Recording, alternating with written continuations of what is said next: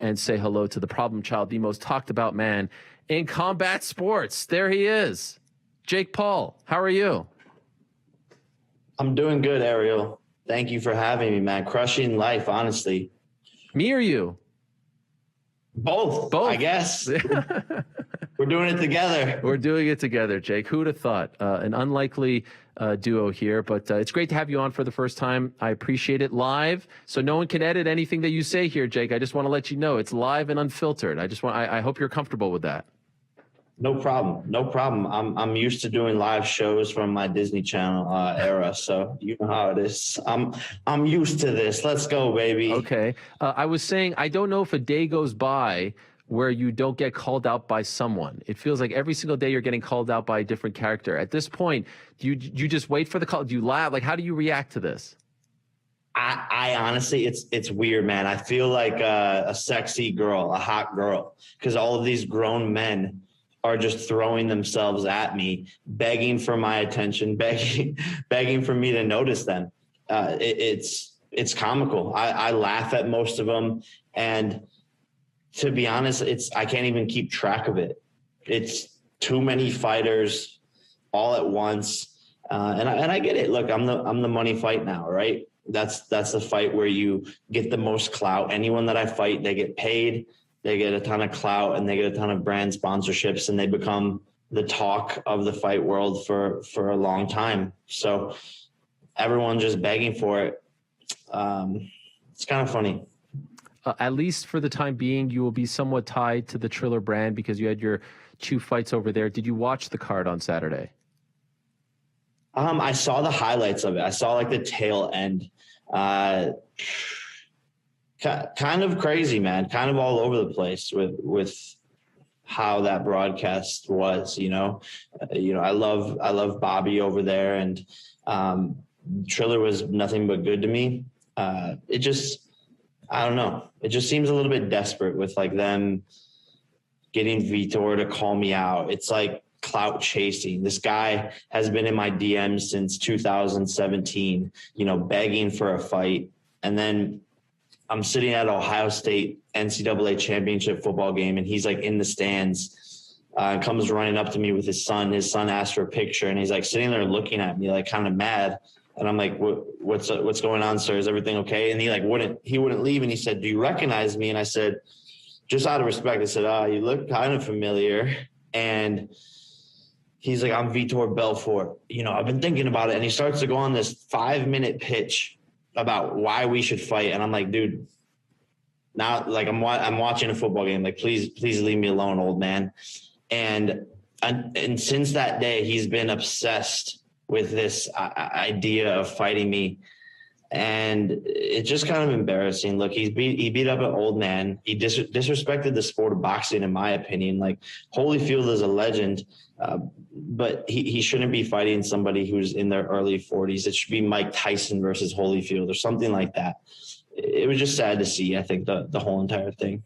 Were you surprised that it ended like that with this $30 million bet from Triller and Vitor after he was kind of dismissing you all week, saying you're the Disney guy and all this stuff, and then they go and say, stop running, Thanksgiving, 1-year anniversary of the first show, let's go, 30 million, winner take all. Did that surprise you, or did you think that something like that was coming? I honestly didn't think that was coming. And it's surprising because it's like, let's be honest, we know that they don't have that money to put up. So it's smart on their end because they get the clout. Now we're talking about Triller. Now we're talking about Vitor. So, that's how this industry works, right? But we know that they don't have that money, and so it's very outlandish for them to say that. If they, showed proof of funds and put the money into a bank account, it'd be a whole different story. But we've worked with them, and we know that they don't have that much money. So if they did that, like, are you interested in this fight at all? Are you interested in that matchup? I mean, it's a bit ridiculous. I think there's better people out there. Like you were saying, like, Vitor is not that big of a name. He just isn't, and he's not even as big of a name as Tyron. So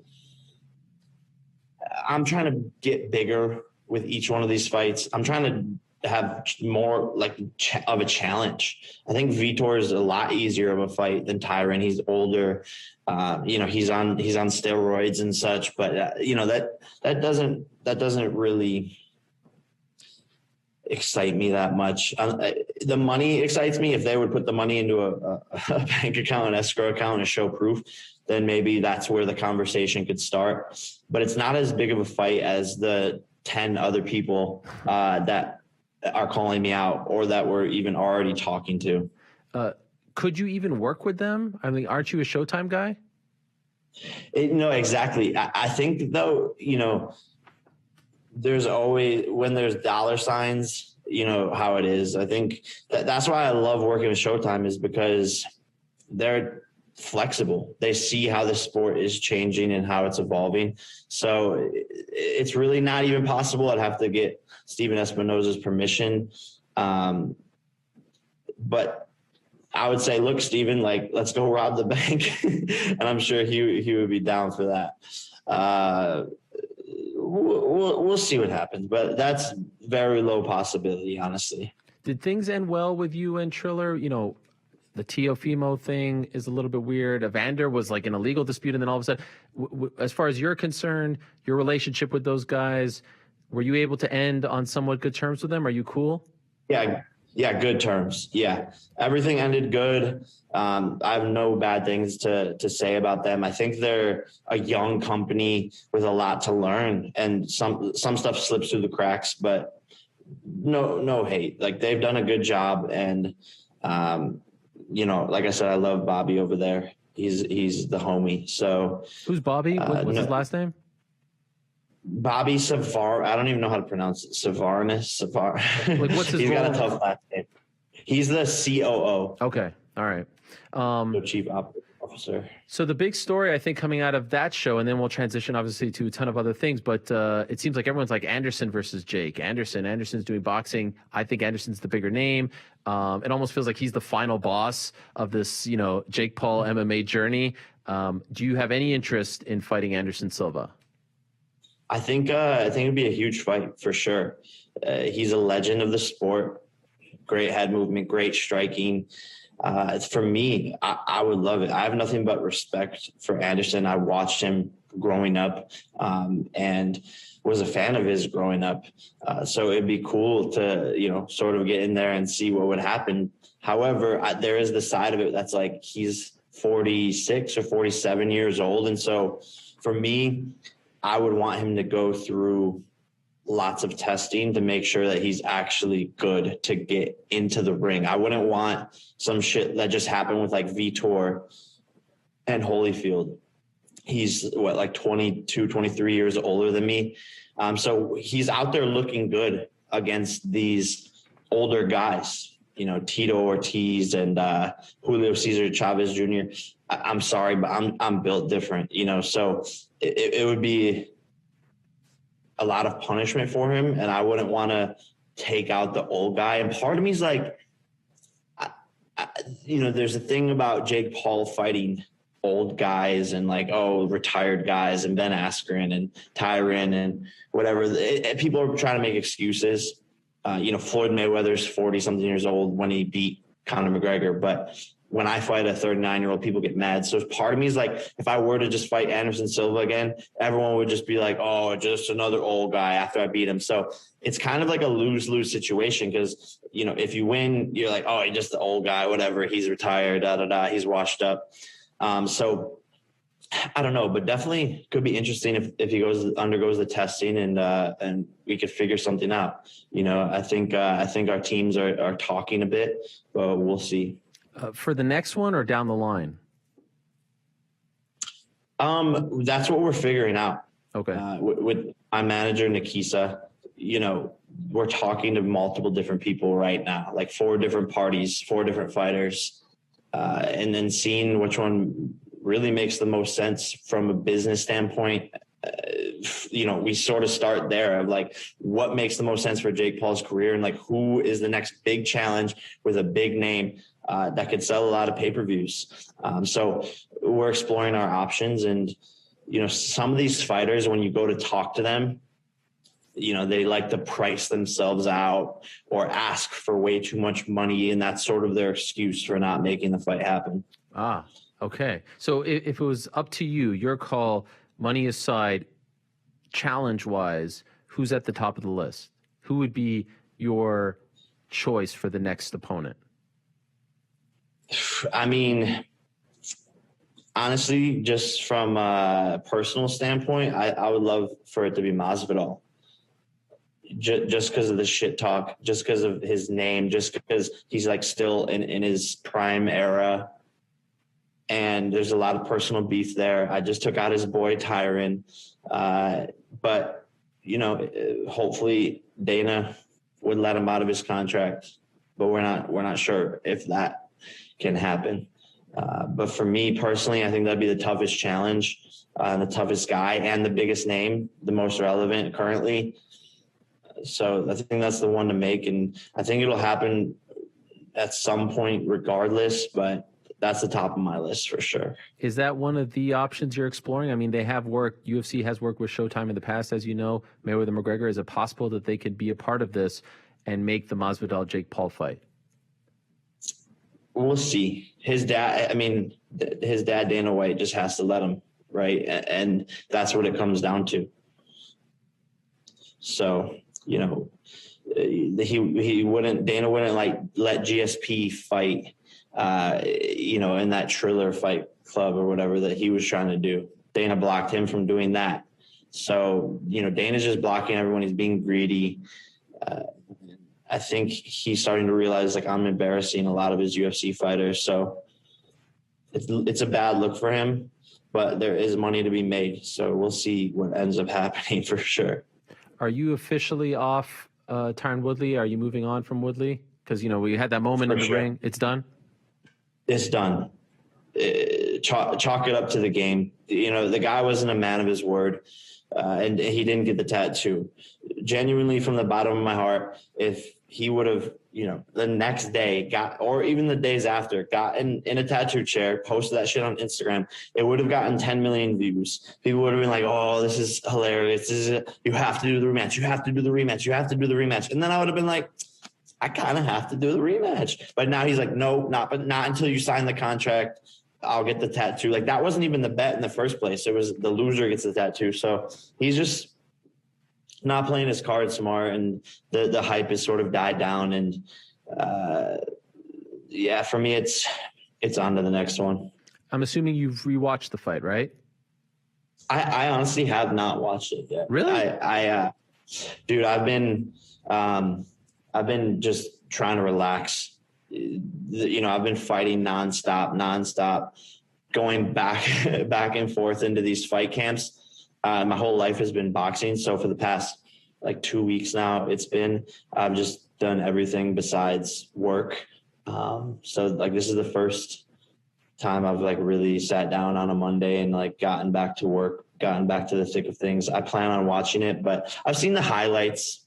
I've seen the replays, but I haven't actually watched the broadcast back. The reason I asked was 2 weeks removed. How do you feel about it? What's your assessment of it without watching now, of course? Yeah. I mean, just from what I've seen, look, I fought a good fight. I really did. And I was doing a lot of good things to take away his offense. I was in control the whole entire fight. Even watching it back, I would say I won all 8 rounds. Even in the one in the 4th round where he clipped me with that one shot, it wasn't even a hard shot. I was throwing a check hook and coming all the way backwards, and I was already off balance, and he hit me with his famous knockout shot, and it stumbled me back into the ropes.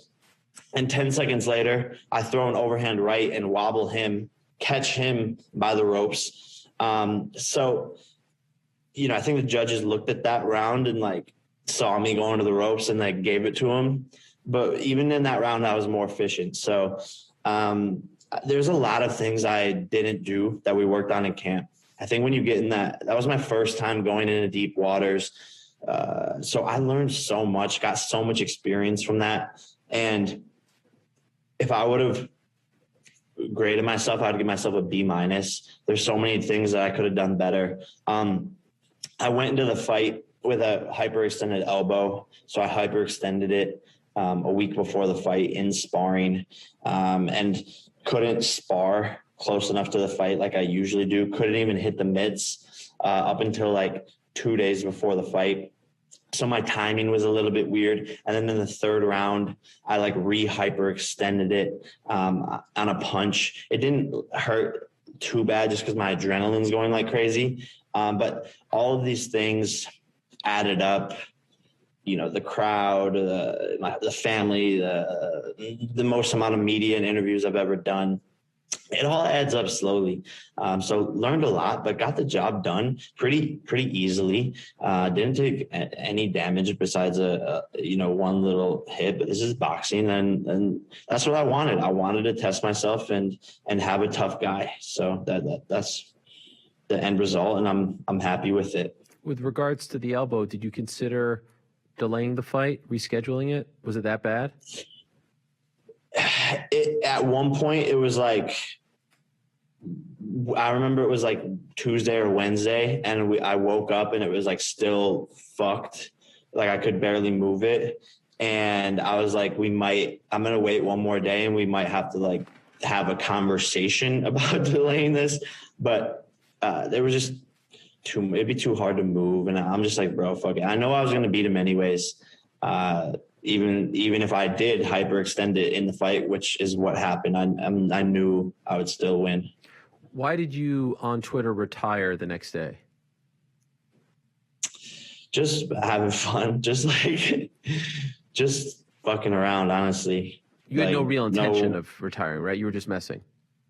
No real intention. I just think it's funny. Like, I didn't think it would freak people out that much. I was really, I think I was probably drunk and just like, I'm retiring. And everyone freaked out. Like everyone was calling the managers and the PR teams and everyone being like, what's going on here? Did he really retire? And I was like, wow, I didn't expect this much of a reaction. So that's why the next day I was like, updated status coming out of retirement. Well, I joke that now you became an official fighter. You retired, unretired. Like that's part of the process of becoming a boxer or a fighter. I didn't think that it was that you were being serious, that it was real. Although I did want to ask you about something that I've been thinking about since your fight, especially what you said in the ring afterwards to me. You know, you were talking about, wanting the break and time off, and you've been training so long and all this stuff. And as you know, most people get into fighting to become millionaires. Most people get into fighting with dreams of having a better life for their family, for their kids, etc. You came into fighting already a very rich man. And so I'm wondering at some point, I talk often about the satin sheets thing that Marvin Hagler once said. It's hard to wake up when you're sleeping in satin sheets and pound the pavement at 5 a.m. This is the thing that people are saying Conor McGregor is going through right now. He just doesn't have that fire anymore. You make that money. We see it in all facets, especially in combat. You have all that already. So at some point, is it going to hit you like, man, I don't need to spar. What do I need to cut weight for? What do I need to have a training camp for? Like, I'm good. I made it. What's the point in all of this? And that's why I wonder if you'll have a 10, 15 fight career, because at some point, like these 8-round fights, 10-round fights, 12-round fights are going to become a little less fun when you're already breaking bank. Do you get what I'm saying? Is that something that you've worried about? Or maybe the plan isn't to go 10 fights and you're just going to do this for a couple more and then you're done? Yeah, no, I've had this thought for sure. And it's really weird. After this fight, I felt very different and almost like unfulfilled for some reason.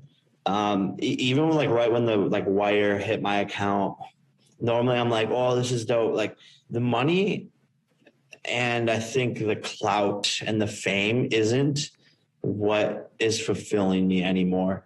And I'm finding more fulfillment in the actual process and the actual sport and the actual art of boxing, because something about it I just love. Like it's like you're living a real life movie, a real life boxing movie. And I feel like I'm Rocky with the movement that I'm creating and how many people are doubting me and saying I can't do this and saying I can't become anything. It's motivating more to just keep on winning and to prove to people my skill. So the money's great and blah, blah, blah. But at this point, it isn't fulfilling me. And the money never really fulfilled me in the sport since the beginning. And now I'm finding like a new love, a new passion to actually just master the craft of the sport. And it's almost become like a hobby, which is why I love it. And all the little details to attention into the skill is, and getting 1% better every single day. That's what I'm in love with right now. We'll see how that changes over the next couple of fights, but I'm young. Like people forget I'm 24 years old, and, just getting warmed up with what I can accomplish in this sport. And I think that's what I'm falling in love with more, is the making of the history and mastering the craft. So you don't have a cap in your mind? 2 fights and I'm done, 3 fights and I'm done, this age and I'm done? I don't think so. I think deep in the back of my mind, like, what am I, 4-0? Yeah. So I've always thought it'd be dope to get to 10-0 and then just call it there. So that's 6 more fights, but I've done 4 fights in 2 years and it went by like this. So who knows, honestly. Like I'm figuring this out as I go, and part of me wants to become a world champion just to say I did it and to prove everyone wrong, which would just, like, if you think about it on so many different levels, it'd just be hilarious and like it'd be historic. So I would just like get the belt and be like, yo, I became a world champion, and then kick the belt into the fucking crowd and not give a fuck about it and be like, yo, fuck all of you guys who doubted me. I just became a world champion for the fuck of it, and now I'm retiring. After the fight, the thing I will say, the hard part about it is most fighters, like, that's all they can do is fight. For me, like, I'm so business savvy, and I run a venture capital fund. I make investments. I'm big into crypto. I buy NFTs, all of these products that, I work on behind the scenes. It's tempting because there's billions of dollars there, but I'm just like, yo, I could do that after I'm done fighting, when I'm a little bit older. But it is tempting to just be like, yo, yeah, you're good. I don't need to do this. You're Gucci, as they say. Yes. Yes, that's I have some. No. I'm not that. I'm still in my 30s. Are you going to fight again in 2011? 2021. Sorry, 2021. I was going back to when I was really hip. 2011. Yeah, maybe. What is it? September 13th now. We'll see how the cookie crumbles with all of these conversations that are going on. I think there's a lot that goes into it, especially with Showtime. They have a lot of fights already happening. So I think it just depends on the schedule and who we end up wanting to fight and signing a deal with. But there isn't a part of you who's like, I'm taking the rest of the year off. Like, you would be open to it if the stars align. I would be open to it if the stars align, for sure. Okay. For sure. Why not? Get back in shape and just send it. If I say I'm a pro boxer, then might as well be a pro boxer. And, a lot of these, I think boxing needs me to fight again this year, just because a lot of these big fights aren't happening because of COVID, or everything's getting rescheduled, or, they can't make Joshua versus Fury happen. So I think boxing needs me to fight again. And, I partially feel a responsibility to help this sport grow now. After the fight, there was a bit of a run-in with Tommy Fury, caught on camera. BT Sport was there. What was that all about? I don't even know. It was kind of cheesy. It was actually really kind of corny. I was just tired and going back to my locker room, and he was waiting for me with his little camera guy or whatever, BT Sport, or I don't even know. They were just waiting, trying to set something up. And I was just like, bro, I don't really want to talk right now. And then so I was going to sit there and talk just because, and his teammate tried to push my brother, and my coach threw him across, or my security guard threw him across the hallway. And so it was like about to turn into another fist fight. And I was like, bro, like I'm good. Like, I don't really want to fight this. So it was just kind of cheesy. And like, again, it's Tommy Fury just trying to get the clout, trying to lock down his fight, right? That's the thing that could make his career right now is fighting Jake Paul. And, you know, he would get so much clout off of that, the biggest payday of his life. And, you know, that's an option. I think it would be great to fight a quote unquote real boxer, because that's what people are saying is like, fight a real boxer. Okay, dude, I no problem. But his team has to be smart with their negotiations and not fuck around if they want to make it happen. He's one of the fighters that I'm talking about where like they can just try to price themselves out. So he is in the mix? Yes, he's one of the people that we're talking to. Can you tell us who all the people are that you're talking to? Just, you know, just to get it all out there. I would rather not. Okay. I would rather not. I think, you know, the obvious ones that are on the table, it's like, yeah, like Tommy Anderson, like there is a discussion with Vitor's team just because we're so close to Triller. So we're like, they're pinging us all the time. But there's some names that are interesting that are more complicated that I just don't want to jinx anything. Okay, fair enough. Can you explain me from the business standpoint, just a couple of things? The numbers came out in terms of the purses, and it was listed at the top of like donations from Jake, and everyone had these bigger numbers than they usually get. What was that all about? You said you wanted everyone, and then I think Tommy said he declined it. What was that? Yeah, so that was like before the fight. There was like a couple of fighters who like were wanting more money with because they were getting offers on different cards or some shit, and something to do with me donating my like a part of that to the various different fighters. Just to like incentivize them more. But that happened like way before the fight. And I think the news of it just came out right after the fight. But that was a conversation with Steven Espinoza and Nikisa like months before, when we were lining people up to be on the card. I was like, okay, I'll take less pay to get these doper people on the card. And so that's when it started. And then I think there was like a sheet that came out. I didn't really look at the actual numbers, but yeah, from day one, I was like, yo, I'll take less money so that everyone else gets paid more on this card. One of those people, Amanda Serrano, what is the relationship now? Are you guys in business with her? Because she she has like a Twitter account, but it says Serrano Sisters, but I'm assuming it was her speaking or writing when she did it, that she called you guys like business partners. Are you promoting her now? Is MVP promoting her? What's the status? Yeah, so you know, we're excited to announce that we're going to be working with Amanda Serrano, who is one of the greatest female pound for pound fighters of all time, and we are actively in talks with Eddie Hearn, and Most Valuable Promotions, which is my promotions company, to try and figure out Amanda Serrano versus Katie Taylor to make it like the biggest women's boxing fight of all time. Wow. So you guys are talking now. So is Nikki, is she no longer with Lou DeBella?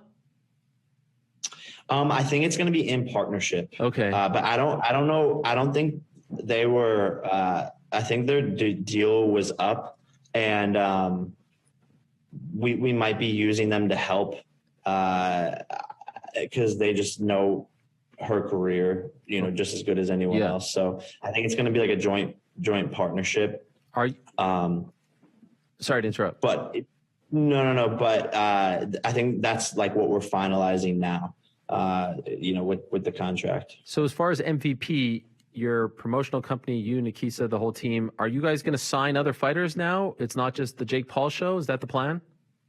Yeah, that's part of the plan. You know, we want to do it in a different way though. Like, we don't necessarily want to be mixed up in the weeds of being like a typical promoter. I think we more so want to be like on the management side and on the advisory side, because I think that's where we can, you know, provide more help. And on the promotional side of just like acting like a promoter, but not actually being one, with posting on social media and YouTube and Twitter. That's really what matters now for fighters, right? Is getting their names out there on social media. That's how they translate to pay-per-view buys. So that's where I come in, and that's our differentiating factor. But we don't want it to be a bunch of people. Like, it's going to be very exclusive, and it's not going to be a big roster. And everyone that we sign has to be a superstar, or we see something in them to become a superstar. But very, very excited for that, and just to grow the sport, and to grow some younger fighters who deserve to have a bigger platform. Serrano, Katie Taylor at MSG would be gigantic. Puerto Rico, Ireland, maybe put a little Jake Paul action at the top. I mean, that would be a very big deal. I'll hit you with a couple quick ones, and then I'll let you go. Again, thank you for the time, Jake. I appreciate it very much. Can you clear up the drug testing thing for us? Tyron said he wasn't sure what was going on fight night. Did you get drug tested? What happened? Yeah. No, I got drug tested. I peed in a cup, did the whole 9 yards. I mean, the usual. Again, he's coming up with any excuse for losing. Honestly, it's pretty embarrassing. Nathan Diaz, is that one of the names in the mix? I can't. I don't want to jinx anything, Ariel. Okay, fair enough. Something crazy just happened. Vitor just texted me in the middle of this interview. Do you want me to read it or no? I want to be respectful to the guest. Do you want me to? He literally just texted me at 4:05 Eastern. It just popped up on my screen. Read it or no? Yeah, fuck it. Let's read it. Quote, tell my son to don't run away, to meet his big daddy. There's no way out. I got 30 million, winner take all. Cool. Put it into escrow. No problem. Let's see the proof of funds in escrow. And, the notion that these MMA fighters think that I'm scared of them is funny, or that I'm running away. Guys, I have fought 4 times in the past 2 years. That you can't really even fight more than that if you're doing big fights. I am going back to back on these bitch ass MMA fighters. Line them up. I will take all of them down. You guys cannot box. I outboxed a 5-time UFC fucking champion. Vitor Belfort didn't even get close to winning that many championships. The notion that you guys are scared, you guys cannot box for shit. There was not one moment in the fight where Tyron was outboxing me. Not one. The notion that you guys are scared, I just took on one of your best fighters, Hall of Fame of all time, and shit all over him on a bad night with a hyperextended elbow. So fuck all of you. That is a promo. I do have to give you props, Jake. I saw you on, I believe it's called the Full Send podcast. I'm Canadian, they're Canadian. I mean, I don't know if that podcast was sponsored by Dana White or what, but I mean, they were hitting you. I mean, there's a lot of haterade going on there. It was very clear where the slant was coming from. I thought you handled yourself very well, but it was a lot. I mean, it was kudos to them for, coming correct with their love affair with him and calling him the greatest thing since sliced bread. It was a little strange to me how many times they had to repeat that. But the reason I bring it up is because you told a story about Floyd Mayweather. Is he actively looking for you, or is that all good? No, I think that's squashed. I think it was squashed a little before my brother's fight, and then afterwards, everything was all good. I think just the heat of the moment when I took his hat, he was definitely searching for me. But it's all good. That's the name of the game, right? You're the real ones, the gangsters of the fight world, the mafia, whatever they are, they're gonna come out and try to prove themselves on the street. So for now, in conclusion, you're talking. There are options out there in the fight game. I'm assuming you know how the pay-per-view did. You're happy with it? I'm very happy with it. No fighter who is in their 4th fight in the history of the sport does numbers anywhere near that. This numbers are still coming in, by the way, truth be told, from the actual pay-per-view, the digital numbers we have, but the actual pay-per-view numbers are still trickling in. The rumor on the street is that it's the 2nd biggest pay-per-view of the year. Wow. So couldn't be happier. and you're looking at the options, location, you don't have that in mind. You don't have that at the top. You're just kind of, you're in the feeling out process right now, right? Is that fair? Yep, exactly. Just figuring out who, when, and where, and trying to make something happen. Because why not? You know, why not like keep on fighting these guys? Fuck it. It is interesting, though. We talked about Jorge, Vitor, Nathan, you smiled at, Anderson, Tommy's but it's a lot of MMA guys. Unless you're holding out on some boxing guys from me, it feels like maybe the MMA thing is going to continue. Perhaps, you know, the audience there is just so strong, and the names there are bigger, right? We're taking the years of hard work that the UFC put into promoting these guys, and they have big names. So, you know, a lot of times on the boxing side, there's not as many big names. There's just not when you compare apples to apples. So it's a little bit harder to make a fight, but we'll see what happens. Congrats on everything, man. Keep doing your thing. It's a lot of fun. You have breathed a lot of new life and excitement into this sport. And I said it earlier, there's a trickle-down effect. If they use you the right way, which I think the last card did, now you got guys like Montana Love and Serrano and Dubois and Fury who are all getting a lot more attention and a lot more money thanks to you. And this is not me kissing. It's just, if you're not acknowledging this, you're just being a hater, in my opinion. And so I don't see how anyone can say you're bad for boxing, bad for combat. In fact, I have a lot of respect for you for stepping through the ropes. So congrats, much respect, and thank you for coming on. I really appreciate it. Thank you, Ariel. Have a good day, man. All right, there he is, the one and only Jake Paul, the problem child, kind enough to join us. A very interesting story.